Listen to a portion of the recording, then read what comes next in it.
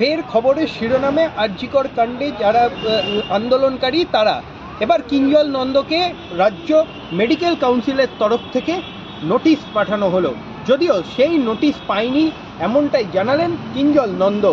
যদিও সেই নোটিশ পৌঁছেছে আরজিকরে ইতিমধ্যেই এবং তথ্য চাওয়া হয়েছে বেশ কিছু বিষয়ের ওপর। কিভাবে তিনি ছুটি পেতেন, কিভাবে তিনি তার 80% পূরণ করেছিলেন কিনা, সব কিছু নিয়েই দ্রুততার সঙ্গে সেই নোটিশের উত্তর চেয়েছে রাজ্য মেডিকেল কাউন্সিল। এবং যদিও এই বিষয়টা নিয়ে এখনই মুখ খুলতে নারাজ কিঞ্জল নন্দ, তিনি স্পষ্টতই জানান গোটা বিষয়টি তিনি দেখবেন, তারপরেই এই বিষয়ে তিনি মতামত দেবেন।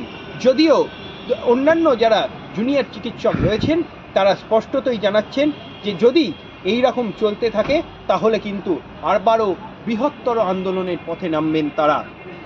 ফলে আগামী দিনে তাদের নজর থাকবে আর কার দিকে কেমনভাবে তারা প্রতিহিংসা পরায়ণ করছে কিনা রাজ্য সরকার, সেই দিকে নজর থাকবে জুনিয়র চিকিৎসকদের।